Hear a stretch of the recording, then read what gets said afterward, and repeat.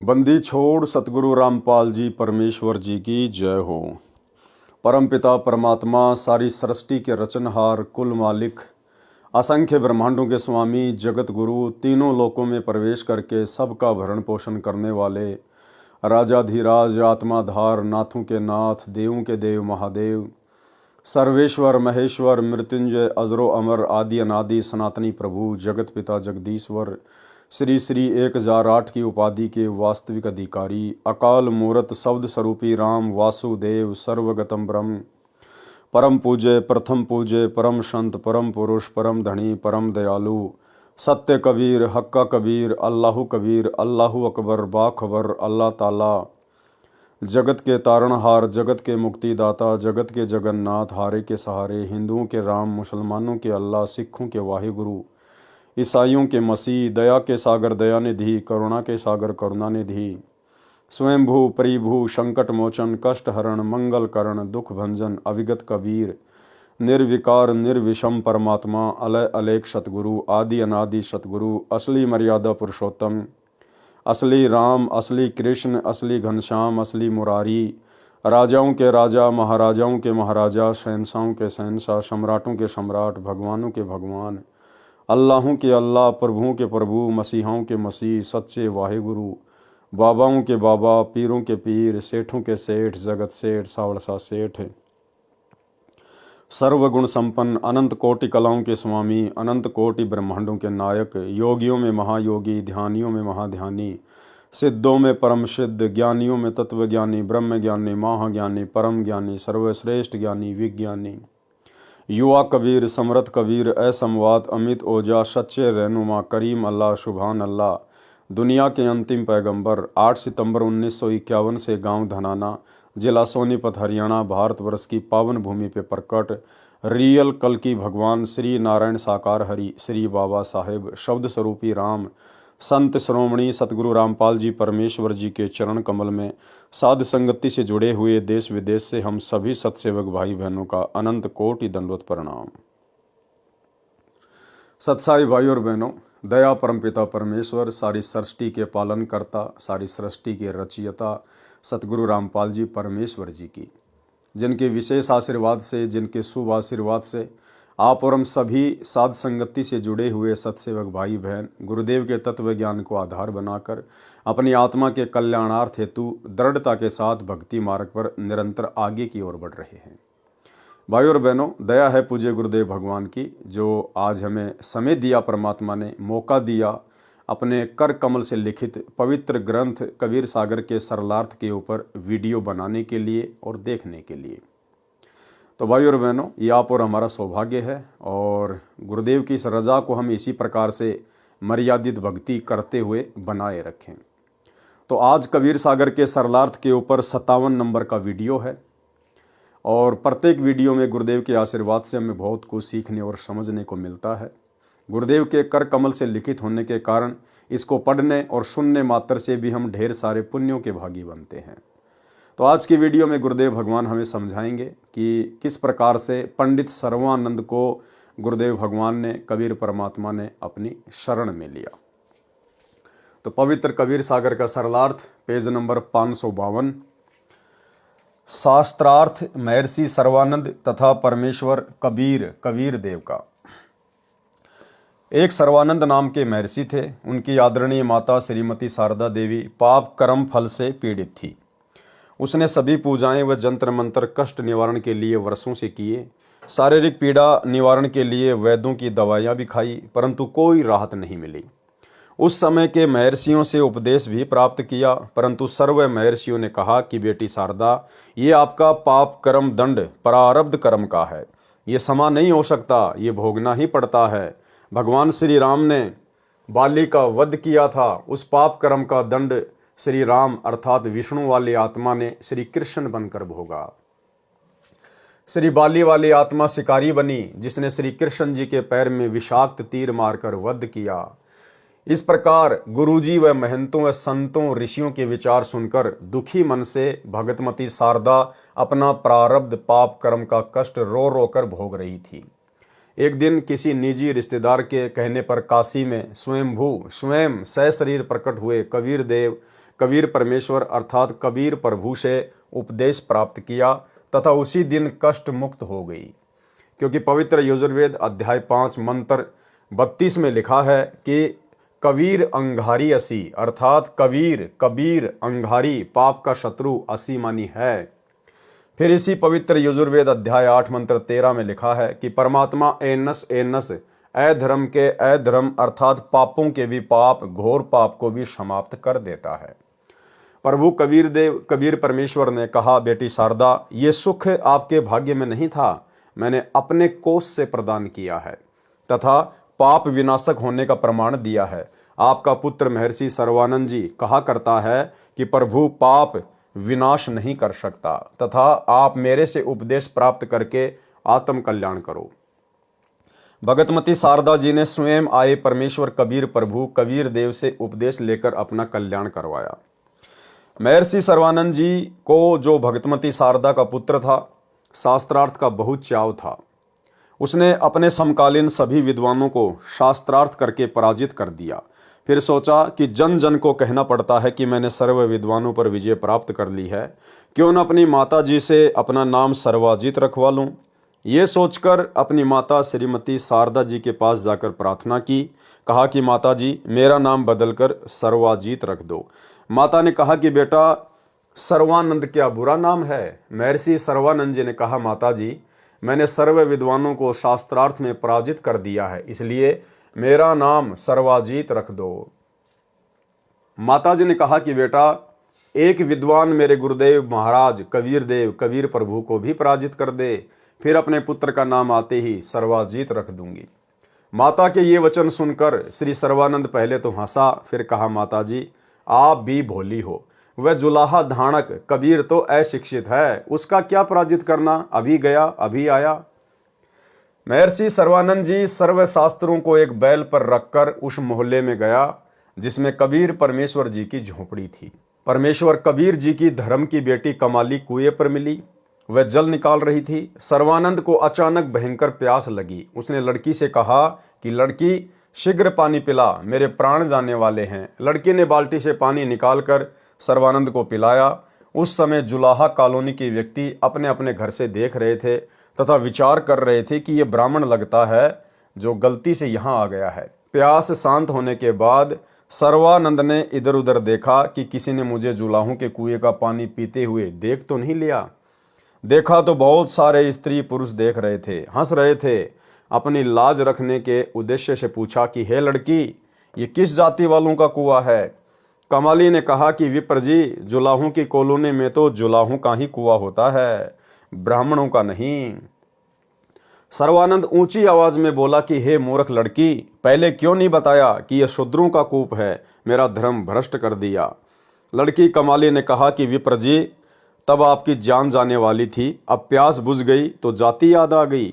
सर्वानंद ने कहा कि हे लड़की, कबीर का घर कहाँ है, बताइए। कमाली बोली, कबीर का घर शिखर में, जहां सलैली गैल, पाव न टिके पपील के, पंडित लादे बैल। भावार्थ, कमाली बहन ने बताया कि कबीर जी का वास्तविक घर सतलोक में है, वहां जाने का मार्ग फिसलना है। सत्य साधना करके उनके घर को प्राप्त किया जा सकता है, वहां तो चींटी भी नहीं जा सकती। आप तो बैल के ऊपर ग्रंथों को लादे फिर रहे हो जिनमें परमेश्वर प्राप्ति की विधि नहीं है। सर्वानंद ने कहा, लड़की सीधी बात कर, यहाँ कॉलोनी में बता कि वे कहाँ रहते हैं। कमाली बहन ने कहा कि हे विप्र जी, मेरे पीछे पीछे आ जाओ, मैं उन्हीं की बेटी हूँ। बहन कमाली ने अपने घर के द्वार पर आकर कहा, आओ महर्षि जी, यही है परमपिता कबीर का घर। श्री सर्वानंद जी ने लड़की कमाली से अपना लोटा पानी से इतना भरवाया कि यदि जरा सा जल और डालें तो बाहर निकल जाए, तथा कहा कि बेटी, ये लोटा धीरे धीरे ले जाकर कबीर को दे दे तथा जो उत्तर वह देवे वह मुझे बताना। लड़की कमाली द्वारा लाए लोटे में परमेश्वर कबीर देव जी ने एक कपड़े सीने वाली बड़ी सुई डाल दी। कुछ जल लोटे से बाहर निकलकर पृथ्वी पर गिर गया तथा कहा, पुत्री, ये लोटा श्री सर्वानंद जी को लौटा दो। लोटा वापस लेकर आई लड़की कमाली ने सर्वानंद जी से पूछा कि क्या उत्तर दिया कबीर ने। कमाली ने प्रभु द्वारा सुई डालने का वृतांत सुनाया। तब महर्षि सर्वानंद जी ने परम पूज्य कबीर परमेश्वर कबीर देव से पूछा कि आपने मेरे प्रश्न का क्या उत्तर दिया। प्रभु कबीर जी ने पूछा कि क्या प्रश्न था आपका। श्री सर्वानंद महर्षि जी ने कहा, मैंने सर्व विद्वानों को शास्त्रार्थ में पराजित कर दिया है। मैंने अपनी माता जी से प्रार्थना की थी कि मेरा नाम सर्वाजीत रख दो। मेरी माता जी ने आपको पराजित करने के पश्चात मेरा नाम परिवर्तन करने को कहा है। आपके पास लोटे को पूर्ण रूपेण जल से भरकर भेजने का तात्पर्य है कि मैं ज्ञान से ऐसे परिपूर्ण हूं जैसे लोटा जल से, इसमें और जल नहीं समाएगा, वह बाहर ही गिरेगा। अर्थात मेरे साथ ज्ञान चर्चा करने से कोई लाभ नहीं होगा, आपका ज्ञान मेरे अंदर नहीं समाएगा, व्यर्थ ही थूक मत होगे, इसलिए हार लिख दो, इसी में आपका भला है। पूज्य कबीर परमेश्वर कबीर देव ने कहा कि आपके जल से परिपूर्ण लोटे में लोहे की सुई डालने का अभिप्राय है कि मेरा ज्ञान अर्थात तत्व ज्ञान इतना भारी अर्थात सत्य है कि जैसे सुई लोटे के जल को बाहर निकालती हुई नीचे जाकर रुकी है, इसी प्रकार मेरा तत्व ज्ञान आपके असत्य ज्ञान लोक वेद वाले ज्ञान को निकालकर आपके हृदय में समा जाएगा। महर्षि सर्वानंद जी ने कहा, प्रसन्न करो, एक बहुचर्चित विद्वान को जुलाहू धानकों के मोहल्ले में आया देखकर आसपास के भोले भाले अशिक्षित जुलाहे शास्त्रार्थ सुनने के लिए एकत्रित हो गए।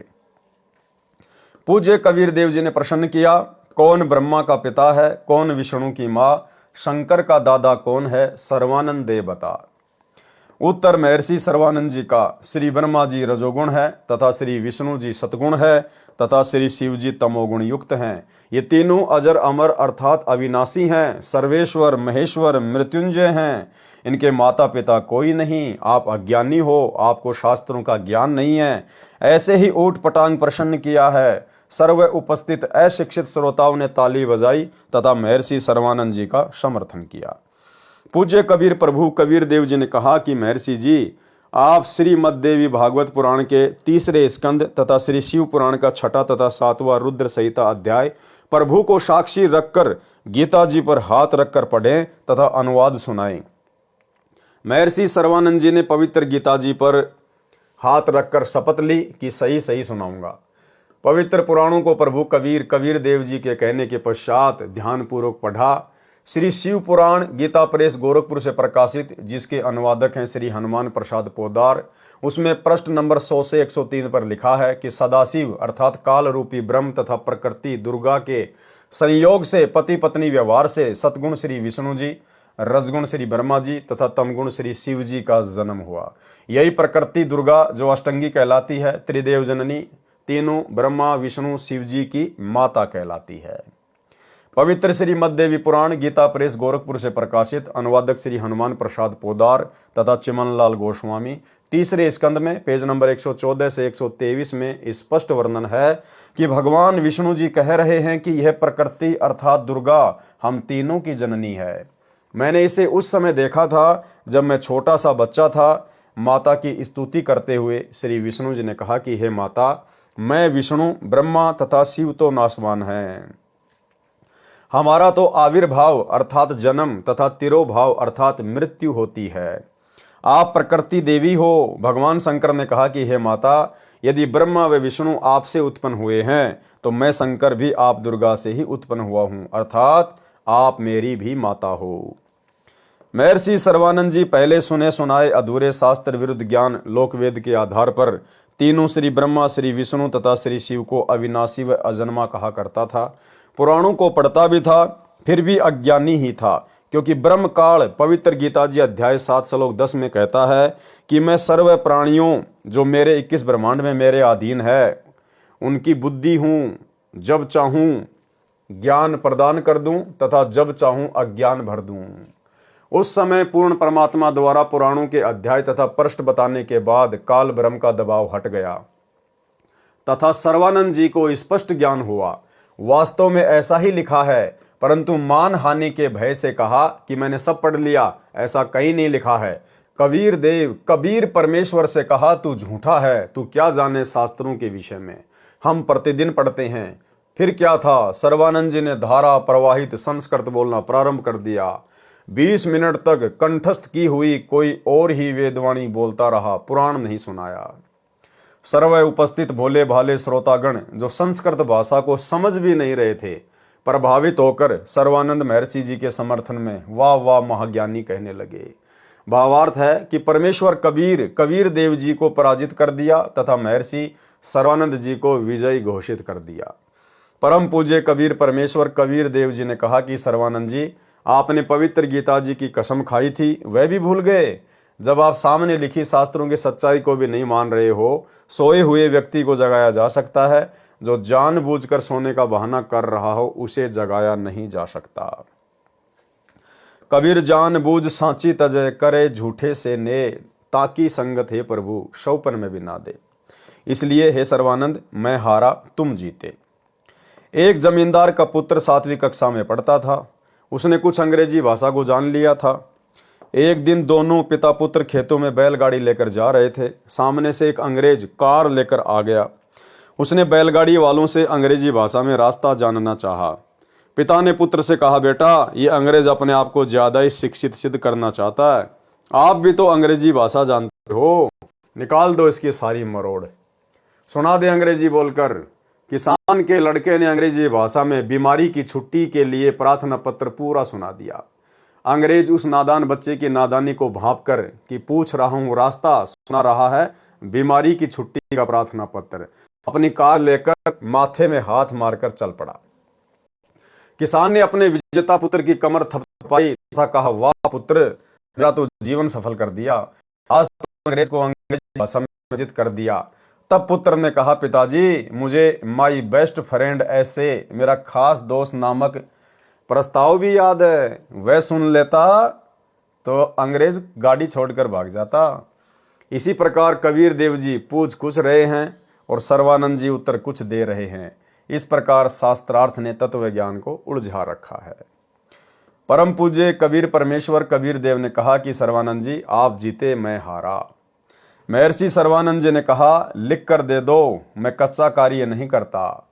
परमात्मा कबीर देव जी ने कहा कि ये कृपया भी आप ही कर दो, लिख लो, जो लिखना है मैं अंगूठा लगा दूंगा। महर्षि सर्वानंद जी ने लिख लिया कि शास्त्रार्थ में सर्वानंद विजयी हुआ तथा कबीर साहिब पराजित हुआ, तथा कबीर परमेश्वर से अंगूठा लगवा लिया।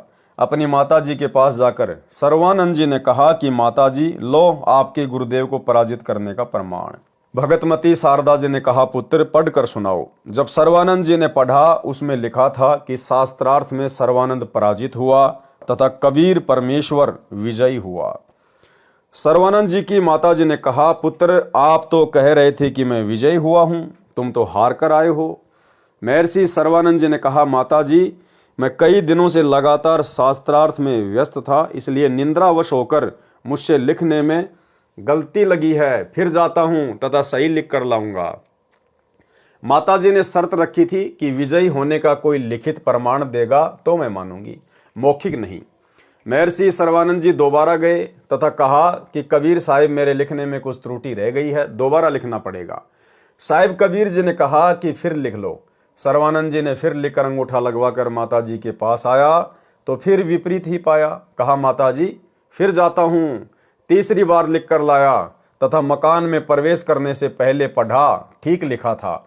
सर्वानंद जी ने उस लेख से दृष्टि नहीं हटाई तथा चलकर अपने मकान में प्रवेश करता हुआ कहने लगा कि माताजी सुनाऊं। ये कहकर पढ़ने लगा तो उसकी आंखों के सामने अक्षर बदल गए। तीसरी बार फिर यही प्रमाण लिखा गया कि शास्त्रार्थ में सर्वानंद पराजित हुए तथा कबीर साहिब विजयी हुए। सर्वानंद बोल नहीं पाया। तब माता जी ने कहा, पुत्र बोलता क्यों नहीं, पढ़कर सुना क्या लिखा है। माता जानती थी कि नादान पुत्र पहाड़ से टकराने जा रहा है। माता जी ने सर्वानंद जी से कहा कि पुत्र, परमेश्वर आए हैं, जाकर चरणों में गिरकर अपनी गलती की क्षमा याचना कर ले तथा उपदेश लेकर अपना जीवन सफल कर ले। सर्वानंद जी अपनी माता जी के चरणों में गिरकर रोने लगा तथा कहा, माता जी, ये तो स्वयं प्रभु आए हैं, आप मेरे साथ चलो, मुझे शर्म लगती है। सर्वानंद जी की माता अपने पुत्र को साथ लेकर प्रभु कबीर के पास गई तथा सर्वानंद जी को भी कबीर परमेश्वर से उपदेश दिलाया। तब उस महर्षि कहलाने वाले नादान प्राणी का पूर्ण परमात्मा के चरणों में आने से ही उद्धार हुआ। और उद्धार भाई और बहनों केवल इतना ही हुआ कि उस महर्षि सर्वानंद को भी वर्तमान में इस कलयुग की पिछली पीढ़ी में जन्म लेना पड़ेगा। एक सत्संग में गुरुदेव भगवान ने बताया कि महर्षि सर्वानंद ने उस समय कबीर परमात्मा की शरण तो ले ली, लेकिन कुछ समय बाद फिर वो अपने आप में एक प्रकार से वक्ता बन गया, लोगों को उपदेश करने लगा और स्वयं ही संत बन बैठा। उसके बाद कबीर परमात्मा ने उसको धमकाया, उसको लताड़ा कि भैया महर्षि बनने की आवश्यकता नहीं है, महर्षि तो तू पहले ना था, बैठ के भक्ति कर ले, अपना आत्म कल्याण करवा। तो भाई और बहनों, कहने का मतलब है वो पूर्ण मोक्ष प्राप्ति का समय नहीं था। ये वर्तमान की कलयुग की बिचली पीढ़ी ही पूर्ण मोक्ष प्राप्ति का वास्तव में समय है। और अब हमने उन तमाम गलतियों को नहीं दोहराना है जो गलतियां हम आज से पहले अपनी नादानी के चलते करते आए हैं। पूर्ण ब्रह्म कबीर परमेश्वर ने कहा, सर्वानंद, आपने अक्षर ज्ञान के आधार पर भी शास्त्रों को नहीं समझा, क्योंकि मेरी शरण में आए बिना ब्रह्म काल किसी की बुद्धि को पूर्ण विकसित नहीं होने देता। अब फिर पढ़ो इन्हीं पवित्र वेदों व पवित्र गीता जी तथा पवित्र पुराणों को। अब आप ब्राह्मण हो गए हो, ब्राह्मण सोई ब्रह्म पहचाने, विद्वान वही है जो पूर्ण परमात्मा को पहचान कर अपना कल्याण करवाए। विशेष आज सन 2013 से लगभग 608 वर्ष पूर्व यही पवित्र वेदों, पवित्र गीता जी व पवित्र पुराणों में लिखा ज्ञान कबीर परमेश्वर कबीर देव जी ने अपनी साधारण वाणी में भी दिया था। जब वे 5 वर्ष के हुए उसी समय अमृत ज्ञान कहना शुरू कर दिया था। जब कबीर परमात्मा 5 वर्ष के हुए उसी समय से उन्होंने अपने ज्ञान को आम समाज में बताना शुरू कर दिया था। आज भी भाई और बहनों वही बात है, वही कबीर परमात्मा धरती पे प्रकट है, तो लीलाएं भी कुछ कुछ वैसी ही होंगी। आज भी सतगुरु रामपाल जी परमेश्वर जी ने 5 वर्ष की आयु से ही इस ज्ञान का डंका पीटना समाज में शुरू कर दिया था। सतगुरु रामपाल जी परमेश्वर जी ने बताया कि वास्तव में अध्यात्म में जन्म उस समय शुरू होता है जब आपको दीक्षा मिलती है। उससे पहले का समय आपका बर्बादी में गिना जाता है। 17 फरवरी 1988 को इस कबीर परमेश्वर सतगुरु रामपाल जी ने 650 साल पहले की तरह लीला करते हुए और एक अच्छी आत्मा आदरणीय राम देवानंद जी को अपना मुंह बोला गुरु धारण किया। कब? सन 1988 में। और सन 1993 में सतगुरु रामपाल जी परमेश्वर जी को अपने मुंह बोले गुरुदेव के द्वारा सत्संग करने का आदेश प्राप्त हुआ। तो 88 में दीक्षा ली और 1993 में सत्संग करना शुरू कर दिया, ज्ञान प्रचार करना शुरू कर दिया। यानी 5 वर्ष की आध्यात्मिक उम्र में सतगुरु रामपाल जी परमेश्वर जी ने इस ज्ञान का डंका समाज में पीटना शुरू कर दिया था। वे 5 वर्ष के हुए उसी समय अमृत ज्ञान कहना शुरू कर दिया था, जो सन 1550 में धर्मदास जी द्वारा लिखा गया था, जो उस समय से तथा आज तक के महर्षियों ने व्याकरण त्रुटि युक्त भाषा कहकर पढ़ना भी आवश्यक नहीं समझा तथा कहा कि कबीर तो अज्ञानी है, इसे अक्षर ज्ञान तो है ही नहीं, ये क्या जाने संस्कृत भाषा में लिखे शास्त्रों में छुपे गूढ़ रहस्यों को। आज भी भाई और बहनों वही बात है।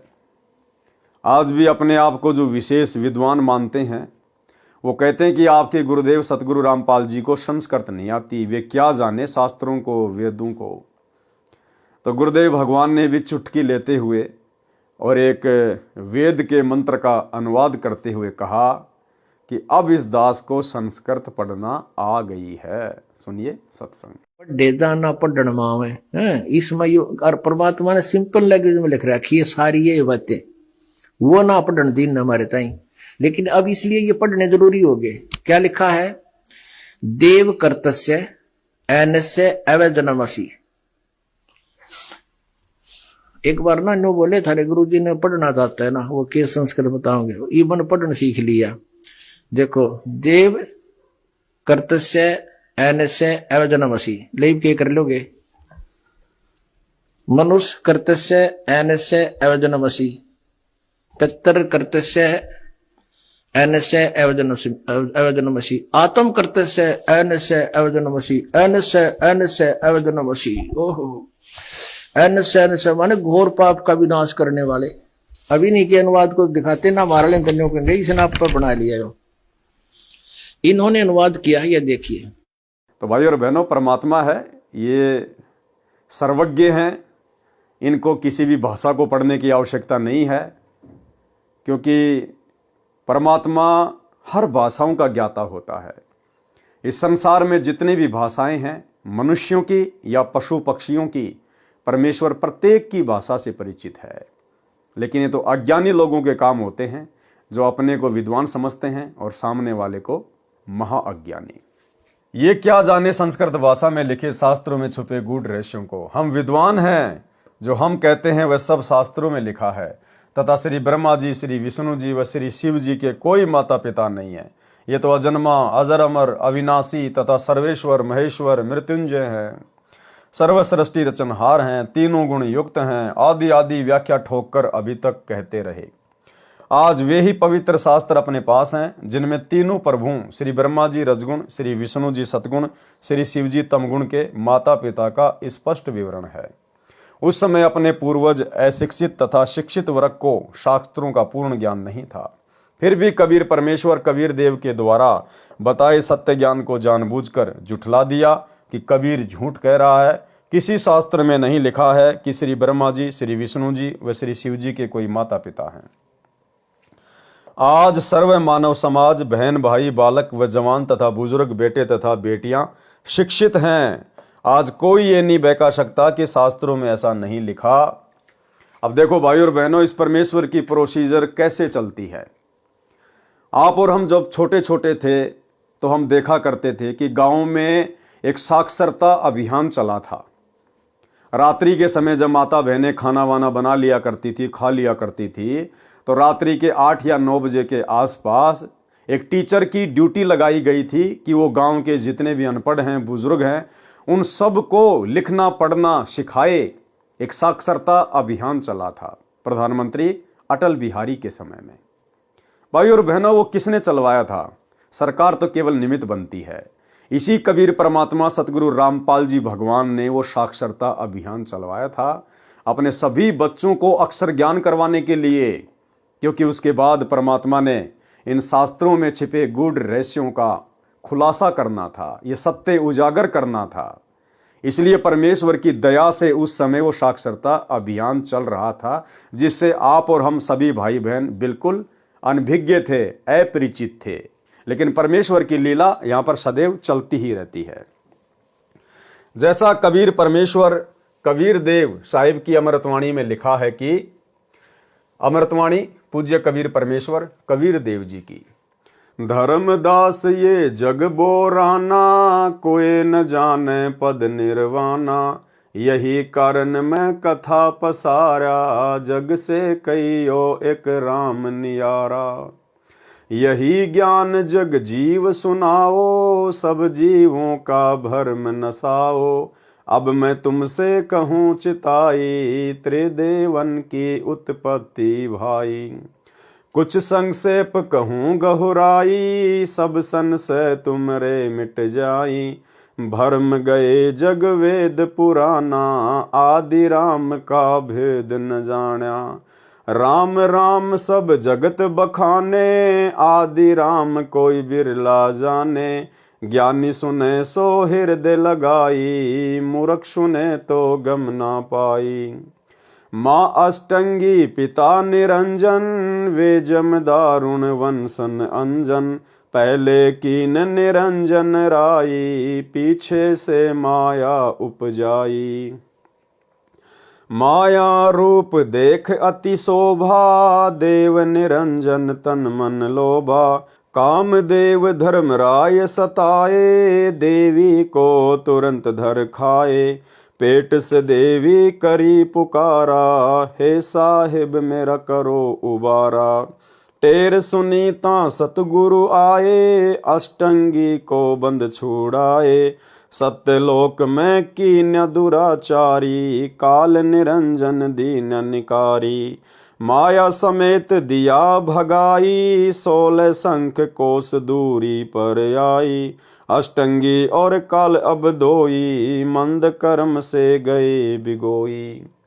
धर्मराय को हिकमत कीन्या, नख रेखा से भग कर लीन्या, धर्मराय कीन्या भोग विलासा, माया को रही तब आशा। तीन पुत्र अष्टंगी जाए, ब्रह्मा विष्णु शिव नाम धराए। तीन देव विस्तार चलाए, इनमें ये जग धोखा खाए। पुरुष गम्य कैसे कोई पावे, काल निरंजन जग भर मावे। तीन लोक अपने सुत दीन्या, सुन निरंजन बासा लीन्या। अलख निरंजन सुन ठिकाना, ब्रह्मा विष्णु शिव भेद न जाना। तीन देव सो उसको ध्यावे, निरंजन का वे पार न पावे। अलख निरंजन बड़ बटपारा, तीन लोक जीव कीन आहारा। ब्रह्मा विष्णु शिव नहीं बचाए, सकल खाए पुन धूर उड़ाए। तिनके सुत हैं तीनों देवा, आंदर जीव करत हैं सेवा। अकाल पुरुष काहू नहीं चीन्या, काल पाए सब ही गहलीन्या। ब्रह्म काल सकल जग जाने, आदि ब्रह्म को ना पहचाने। तीनों देव और अवतारा, ताको भजे सकल संसारा। तीनों गुण का ये विस्तारा, धर्मदास मैं कहूँ पुकारा। गुण तीनों की भक्ति में, भूल पर्यो संसार। कहें कबीर निज नाम बिना, कैसे उतरे पार। इसके पश्चात महर्षि सर्वानंद जी ने चारों वेदों को तत्व ज्ञान के आधार से समझा, वास्तविकता से परिचित स्वयं हुआ तथा अन्य को भी समझाया। श्री नानक देव जी सिख धर्म के प्रवर्तक को शरण में लेना। पाठकों से निवेदन है कि श्री नानक जी को शरण में लेने का प्रकरण इसी पुस्तक में शवशम वेद बोध में पृष्ठ 398 पर पढ़ें तथा गोरखनाथ से गोष्ठी इसी पुस्तक के पृष्ठ 444 पर पढ़ें, जिसके ऊपर भाई और बहनों पहले वीडियो बन चुके हैं। भैंसे से वेद मंत्र बुलवाना। स्वामी रामानंद जी ने पृथ्वी पर प्रकट कबीर परमेश्वर जी को पहचान लिया था, परंतु परमात्मा के आदेश अनुसार वे ये गुप्त रखे थे तथा कबीर परमात्मा जी के गुरु भी उन्हीं के आग्रह से बने थे। स्वामी रामानंद जी जहाँ भी किसी सत्संग समागम में जाते थे तो कबीर जी को अवश्य साथ लेकर जाते थे। एक समय एक तोताद्री नाम के स्थान पर सत्संग था। दूर दूर के ब्राह्मण विद्वान निमंत्रण पर पहुँचे। स्वामी रामानंद जी भी परमेश्वर कबीर जी के साथ उस सत्संग में शामिल हुए।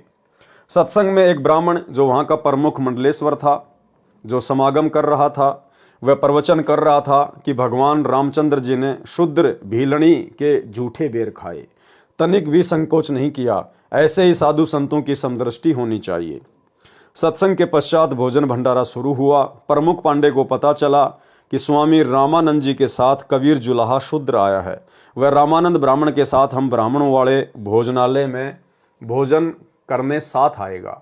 यदि मना करेंगे तो रामानंद जी नाराज हो जाएंगे। इसलिए युक्ति से काम लिया। कहा कि जो ब्राह्मणों वाले भंडारे में भोजन करने आएगा उसे वेद के 4 मंत्र सुनाने पर ही प्रवेश मिलेगा। सर्व ब्राह्मण 4 वेद मंत्र सुनाकर प्रवेश पा रहे थे।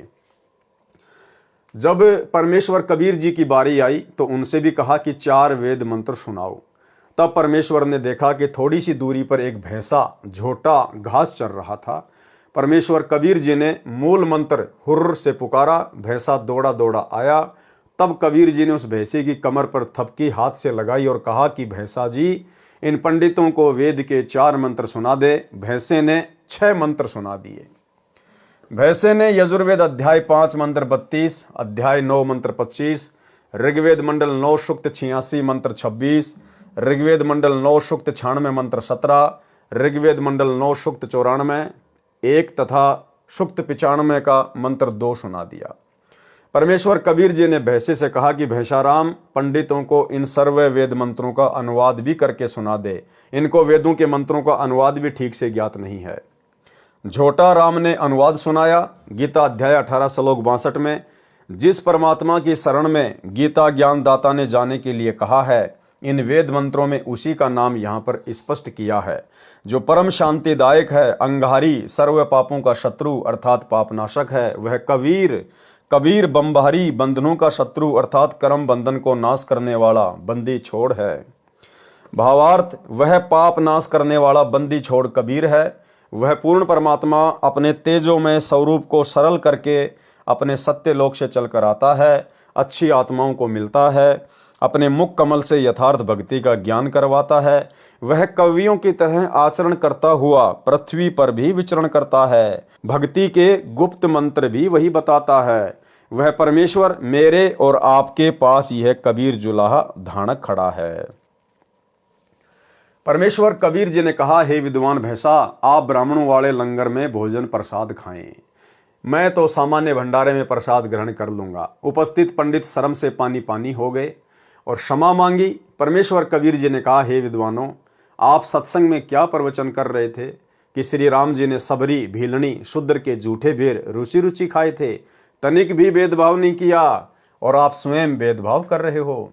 कबीर करनी तज कथनी कथ है, अज्ञानी दिन रात कुकर जूं भोकत फिरे, सुनी सुनाई बात। वेदों के मंत्र तो ब्राह्मणों को भी कंठस्थ थे, परंतु अनुवाद का ज्ञान नहीं था। उसी समय सर्व विद्वान व परमात्मा चाहने वाले ब्राह्मणों ने कबीर परमेश्वर जी से दीक्षा ली। इस प्रकार परमेश्वर कबीर जी ने अपनी प्रिय आत्माओं को काल के जाल से निकालकर अपनी शरण में लिया। उस सत्संग में उपस्थित हजारों की संख्या में अन्य श्रोताओं ने भी ये लीला देखी और दीक्षा प्राप्त करके अपना जीवन धन्य किया। कबीर चरित्र बोध, पेज नंबर 1862-1863 पर। यहां पर 4 गुरुओं का वृत्तांत तोड़ मरोड़ कर गलत किया है। यथार्थ ज्ञान पढ़ें इसी पुस्तक में पृष्ठ 317 पर, तथा कबीर सागर में ज्ञान बोध पृष्ठ 35-881 पर, तथा अनुराग सागर में पृष्ठ 104, 222, 105, 223 तथा 113, 231 पर। कबीर चरित्र बोध पृष्ठ 1863 पर। धर्मदास के 42 वंश का वृत्तांत वर्णन। इस पृष्ठ पर धर्मदास जी के 42 वंश की जानकारी बताई है। इसमें लिखा है कि कबीर जी ने आदेश दिया था कि प्रत्येक गद्दी वाला महंत 25 वर्ष और 20 दिवसों तक गद्दी पर बैठा करे, इससे अधिक या कम कोई न रहे। विचार करें, यदि धर्मदास जी के वंश गद्दी वाले महंत अपनी मर्यादा पर रहते तो ये नियम चलता जो परमेश्वर कबीर जी का आदेश है। परमेश्वर कबीर जी ने स्पष्ट कर दिया था कि धर्मदास तेरी छठी पीढ़ी वालों को टकसारी पंथ वाला भ्रमित करेगा, उसके पश्चात तेरी वंश गद्दी से यथार्थ भक्ति लुप्त हो जाएगी। 4 गुरु की कथा प्रसंग उर्दू शेर। यह शेर नकली तथा बनावटी है। इसे सिद्ध करने की कुचेष्टा की गई है कि 4 गुरु कबीर जी ने स्थापित किए थे और अब तक केवल धर्मदास जी प्रकट हुए हैं। यह प्रकरण पृष्ठ 1862-1863 पर लिखा है, वह गलत है। उसी के समर्थन में यह नकली शेर बनाया है, जबकि यथार्थ ज्ञान अनुराग सागर पृष्ठ 104, 222, 105, 223, 113, 231 तथा ज्ञान बोध पृष्ठ 35, 881 तथा गुरु महात्म्य पृष्ठ 1896 पर है। अनुराग सागर पृष्ठ पर स्पष्ट किया है कि कबीर परमेश्वर जी ने बताया है कि प्रथम राय बंके जी को चेताया। यही प्रमाण गुरु महात्म्य में पृष्ठ 1896 पर है कि कबीर जी ने बताया कि मैं सतयुग में सत सुकृत नाम से संसार में प्रकट हुआ था। उस समय श्रीनगर के राजा वंकेज को मिला था। उसकी 17 स्त्रियों तथा 50 पुत्रों ने तथा राजा वंकेज ने दीक्षा ली थी। ज्ञान बोध पृष्ठ 35, 881 पर भी लिखा है, जो लिखने में गड़बड़ी है। परंतु यह बात स्पष्ट है कि धर्मदास चौथा गुरु है, प्रथम नहीं, जैसा कि कबीर चरित्र बोध पृष्ठ 1862-1863 पर गलत लिखा है। प्रथम धर्मदास और उसके 42 वंश को मोक्ष देने का अधिकारी बनाया है।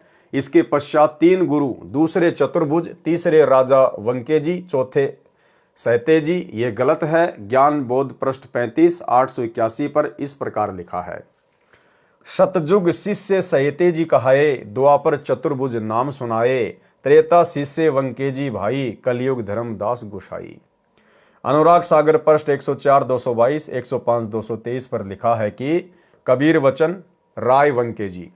प्रथम गुरु राय वंकेजी नाम ते आही, दीने उसार शब्द पुनिताही, कीन्यो ताही जीवन कड़िहारा, सो जीवन का करे उबारा। नंबर 2 सहतेजी।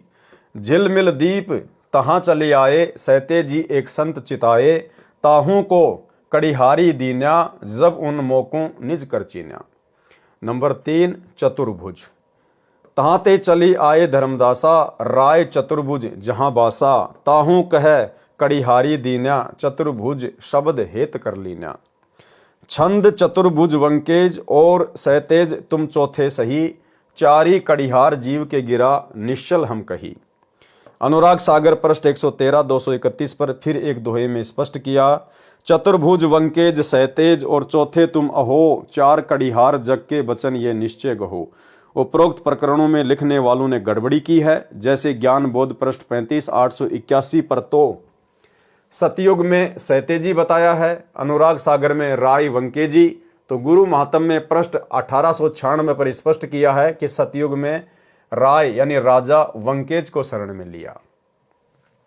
अनुराग सागर पृष्ठ 104 222 पर भी प्रथम राय वंकेज ही प्रथम लिखा है, इसलिए प्रथम राय वंकेज जो सतयुग में प्रकट हो चुका है, दूसरा त्रेता में सहतेजी दूसरा प्रकट हो चुका है, द्वापर में चतुर्भुज प्रकट हो चुका है, कलयुग में धर्मदास जी प्रकट हो चुका है।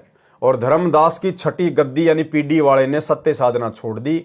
उसके पश्चात धर्मदास जी की 14वीं गद्दी चल रही है, जिस पर श्री प्रकाश मुनि नाम साहिब विराजमान है, जो वही दीक्षा दे रहे हैं जो टकसारी पंथ वालों ने धर्मदास जी की छठी पीढ़ी वालों को गलत साधना तथा आरती चौका बताया था। फिर कबीर बाणी पृष्ठ 137 983 पर तथा सौषम वेद बोध पृष्ठ 121 1465 तथा 171 1515 पर स्पष्ट किया है कि जिस समय कलयुग 5505 वर्ष बीत जाएगा, तब मैं अपना अंश भेजूंगा, वह यथार्थ कबीर पंथ चलाएगा, वह 13वां पंथ चलाएगा, सारा विश्व उससे नाम दीक्षा लेगा, तब मेरी महिमा पूरे विश्व में घर घर में होगी। सब प्राणी भक्ति करेंगे तथा सब जीव बुराइयों को त्याग कर शांति पूर्वक रहेंगे। सतयुग जैसा वातावरण होगा। उपरोक्त प्रमाणों से यह स्पष्ट हुआ कि जो कबीर चरित्र बोध पृष्ठ 1862 1863 पर लिखा है कि प्रथम धर्मदास, शेष 3 गुरु सहतेजी वंकेजी चतुर्भुज बाद में कलयुग में प्रकट होंगे, ये गलत प्रकरण है, जो भोले जीवों को भ्रमित करके अपने जाल में फंसाकर काल के जाल में फांसने का षड्यंत्र है, जो धर्मदास के पीढ़ी वालों द्वारा रचा गया है। इससे सावधान करने के लिए ही यह प्रयत्न किया गया है। मेरा रामपाल दास का उद्देश्य किसी की आलोचना करना नहीं है, केवल सत्य को सार्वजनिक करना है, जिससे अनमोल मानव शरीर नष्ट होने से बच सके। कबीर चरित्र बोध पृष्ठ 1865 1866 पर उर्दू शेर है, उसमें धर्मदास जी के वंश गद्दी वालों के नाम लिखे हैं। उनसे उन गद्दी वालों के नाम मेल नहीं करते जो वास्तव में गद्दी नसीन अब तक हो चुके हैं। जैसे दामाखेड़ा गद्दी पर वास्तव में 13वें गुरु ग्रंथ मुनि नाम साहिब हुए हैं। 12वीं गद्दी वाला गद्दी लेकर खरसिया नगर बिहार में भाग गया था। ग्रंथ मुनि जी का तो जन्म भी नहीं हुआ था। कई वर्ष पश्चात ग्रंथ मुनि का जन्म हुआ। जब वे 2.5 वर्ष के बालक थे तो उनकी माताजी ने गद्दी पर बैठा दिया। बेटा महंत बन गया। उनका पुत्र श्री प्रकाश मुनि नाम साहिब 14वां गुरु है, जो वर्तमान में दामाखेड़ा छत्तीसगढ़ में गद्दी नशीन है। वर्तमान सन 2013 तक खरसिया गद्दी वाले भी दावा करते हैं कि हमारी गद्दी असली है। उसकी एक शाखा काशी नगरी में लहर तारा तालाब पर आश्रम बनाकर खोल रखी है। वे भी वही नाम रटते आ रहे हैं जो कबीर सागर में सुमरन बोध पृष्ठ 22 पर लिखे हैं। 13वीं गद्दी पर घासी दास को दामाखेड़ा में कार्यकारी महंत बनाया था। जब तक दामाखेड़ा के महंतों के घर कोई लड़का उत्पन्न नहीं होता, लड़का उत्पन्न होने के पश्चात घासी दास को गद्दी से उतार कर वह लड़का बैठाया जाना था। कुछ दिन के पश्चात घासी दास जी गद्दी लेकर भाग गया और खरसिया में जाकर स्वयंभू महंत बनकर धर्मदास जी वाली गद्दी चलाने का बीड़ा उठा लिया। नाम वही देते हैं, वही आरती चौका करते हैं जो धर्मदास जी की दामाखेड़ा गद्दी वाले महंत करते हैं। खरसिया तथा दामाखेड़ा वाले दोनों अपने अपने को वास्तविक गद्दी वाले सिद्ध करने के लिए गद्दी नसीन का वही नाम रखते हैं जो कबीर जी ने बताया था। और धर्मदास ने कबीर सागर में लिखा है, वे कांट छांट करके वर्तमान कबीर सागर में कुछ बदल दिए हैं, जैसे कबीर चरित्र बोध पृष्ठ 1866 पर। 12वें गुरु उग्र नाम साहिब लिखे हैं। उसके पश्चात 13वें का नाम नहीं लिखा है, यह दामाखेड़ा वालों ने लिखा है। शेर की उन पंक्तियों का अर्थ है कि 13वां दुम दबाकर भाग गया। 14वां लिखा है करुणामय साहिब, फिर 15वें का कोई नाम नहीं, फिर 16वां उदित नाम साहिब लिखा है, 17वां मुकुंद नाम साहिब लिखा है, 18वां अर्ध नाम साहब लिखा है। ये नाम खरसिया वालों में सही प्रचलित हैं। वे क्या षड्यंत्र करते हैं? जैसे वर्तमान सन 2013 में अर्ध नाम साहब लहर तारा ताला पर खरसिया वालों की शाखा की गद्दी पर बैठा है। उसका वास्तविक नाम विजय शास्त्री था। जब मुकुंद मुनि का देहांत हुआ तो विजय शास्त्री जी को गद्दी पर बैठाकर कबीर ग्रंथ से नाम देकर अर्ध नाम साहब बना दिया। अब उनको अर्ध नाम साहब के नाम से जाना जाता है। ये सब ड्रामेबाजी है। वास्तविक ज्ञान तथा भक्ति विधि से अपरिचित हैं। यथार्थ ज्ञान तथा सत्य भक्ति साधना जो कबीर परमेश्वर जी ने बताई है वह मेरे रामपाल दास के पास है। कबीर चरित्र बोध पृष्ठ 1867 पर अंतिम गुरु यानी 42वीं पीढ़ी वालों का नाम मुक्तामणि साहब लिखा है और कहा है कि यह सतपुरुष का नायब यानी छोटा रूप होगा। यह भी लिखा है कि जब तक धर्मदास के 42 पीढ़ी वालों की गद्दी चलेगी तब तक कबीर जी का पृथ्वी पर आने का कोई काम नहीं है। विचार करें पाठक जन, ये कितना झूठ लिखा है। उसके पश्चात यानी विक्रमी संवत 1575-1518 में कबीर जी के सतलोक जाने के पश्चात कबीर जी विक्रमी संवत 1784 यानी 1727 में संत गरीबदास जी गांव छुडानी जिला झज्जर प्रांत हरियाणा को मिले तथा संत दादू साहिब जी को मिले, संत मलुक दास जी से मिले, संत घीसा दास जी गांव खेकड़ा जिला बागपत प्रांत उत्तर प्रदेश को मिले। इससे यह कहना भी गलत है कि जब तक धर्मदास जी के वंश यानी 42 पीढ़ी संसार में चलेगी कबीर परमेश्वर पृथ्वी पर उद्धार करने नहीं आएंगे। परमेश्वर कबीर जी ने कबीर बानी कबीर सागर में पृष्ठ 137-983 पर कहा है कि 12वें गरीबदास गांव छुड़ाने वाले के पंथ में हम ही चलकर आएंगे और सब पंथ मिटाकर एक 13वां पंथ चलाएंगे। और 17 फरवरी 1988 को एक अच्छी आत्मा आदरणीय राम देवानंद जी को अपना मुंह बोला गुरु धारण करके वही कबीर परमेश्वर गरीबदास जी के 12वें पंथ में प्रवेश कर चुके थे और सन 1994 में इन्होंने नाम दीक्षा देना शुरू करके अपने यथार्थ 13वें कबीर पंथ की शुरुआत भी कर दी है। यह मेरा वचन उस समय सत्य होगा जब कलयुग 5505 वर्ष बीत जाएगा। सन 1997 में कलयुग 5505 वर्ष पूरा हो चुका है। उपरोक्त परमाणु से दामाखेड़ा वालों का यह कहना गलत सिद्ध हुआ कि जब तक धर्मदास जी के 42 पीढ़ी नाम नाद करेगी तो कबीर जी संसार में नहीं आएंगे। अन्य गलत प्रचार कबीर चरित्र बोध पृष्ठ 1834-1835 पर लिखा है कि बादशाह सिकंदर ने 13 गाड़ी खाली पुस्तक कबीर जी के पास लाकर कहा कि 2.5 दिन में लिख दे तो मानूंगा कि यह परम संत तथा सिद्ध है। कबीर जी ने उनके ऊपर अपनी लाठी घुमा दी तथा कहा कि ले जाओ, लिख दी है। उनमें पूर्ण विवरण था। मुसलमान धर्म का, हिंदू धर्म का तथा अन्य आध्यात्मिक संपूर्ण ज्ञान लिखा गया था। बादशाह ने काजियों मुल्लाओं के दबाव में उनको दिल्ली में आदर के साथ पृथ्वी में दबवा दिया। कबीर ग्रंथ में लिखा है कि जब मुक्तामणि साहिब का समय आएगा और उसका झंडा दिल्ली में गड़ेगा तब वे पुस्तकें पृथ्वी से बहिर्गत बाहर निकाली जाएंगी। सो मुक्तामणि साहब का अवतार वंश धर्मदास के वंश की 13वीं पीढ़ी में होगा। तब वंश गुरु गद्दी दिल्ली में स्थिर होगी। विचार करें, बुद्धिमान मानव कबीर चरित्र बोध पृष्ठ 1867 पर लिखा है कि और भाइयों बहनों, अब जब सतगुरु रामपाल जी परमेश्वर जी का झंडा दिल्ली में गड़ेगा, क्योंकि यह है वास्तविक 13वें कबीर पंथ के संचालक कबीर देव स्वयं सत्य पुरुष, उस समय वो जितनी भी पुस्तकें जो उस मुसलमान राजा ने जमीन में ससम्मान दबवा दी थी सतगुरु रामपाल जी परमेश्वर जी के सानिध्य में, वो सारी पुस्तकें बाहर निकलवाई जाएंगी।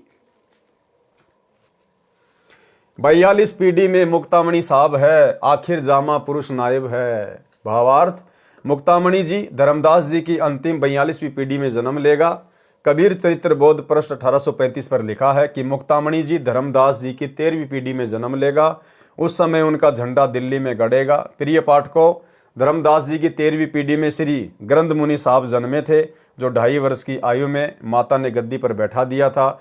उनकी तो मृत्यु को लगभग 12-13 वर्ष हो चुके हैं, यानी 2012 में ही उनकी मृत्यु को 12-13 वर्ष हो चुके थे। उनके स्थान पर 13वें गुरु श्री प्रकाश मुनि जी वंश गद्दी पर विराजमान है। आज तक यानी 2013 तक तो धर्मदास जी की वंश गद्दी वालों का झंडा दिल्ली में गड़ा नहीं है। इससे सिद्ध हुआ कि धर्मदास जी की वंश गद्दी वाले तो भ्रमित ज्ञान तथा गलत साधना करके जनता को कालजाल में फंसाकर परमेश्वर कबीर जी के दोषी तथा पाप के भागी बन रहे हैं। उनको चाहिए कि वे कबीर सागर के उन अंगों को पढ़ें जिनमें स्पष्ट किया है कि मैं स्वयं 12वें पंथ में प्रकट होऊंगा, मैं स्वयं 12वें पंथ में प्रकट होऊंगा। उस समय सब पंथ मिटाकर एक पंथ 13वां पंथ चलाऊंगा। तो आज 13वां पंथ किसने चलाया? सतगुरु रामपाल जी ने। तो किसके विषय में कहा गया है कि 12वें पंथ में वे स्वयं प्रकट होंगे? सतगुरु रामपाल जी परमेश्वर जी के बारे में। ये वचन उस समय सत्य सिद्ध होगा जब कलयुग 5505 वर्ष पूरा हो जाएगा। कलयुग सन 1997 में पूरा हो जाता है। वह 13वां पंथ मुझदास रामपाल दास द्वारा चलाया जा रहा है। आओ और अपना कल्याण कराओ। 12 पंथों के नाम। भाई और बहनों, आज के वीडियो में केवल इतना ही, क्योंकि वर्तमान में कबीर चरित्र बोध के ऊपर वीडियो बन रहे हैं, तो इसमें परमेश्वर जी की लीलाएं हैं और कुछ जो नकली कबीर पंथ से संबंधित हैं उनके विषय में ढेर सारी जानकारियां हैं। तो हम केवल इनको सीधे सीधे पढ़ेंगे। इनका सार, इनका निष्कर्ष गुरुदेव भगवान ने अपने सत्संगों में हमें निकाल कर दिया हुआ है। तो केवल एक रोचक जानकारियां हैं जिनको हम पढ़ते चले जाएंगे गुरुदेव भगवान के आशीर्वाद से। तो आज के वीडियो में केवल इतना ही। कल रात्रि 8 बजे सभी भाई बहन एक बार फिर से लाइव जुड़े अगले वीडियो में एक नई और विशेष जानकारी के साथ में। तो आज के वीडियो में केवल इतना ही। गुरुदेव भगवान हम सबको आज्ञा दें, इजाज़त दें, आशीर्वाद दें। बंदी छोड़ सतगुरु रामपाल जी भगवान की जय हो।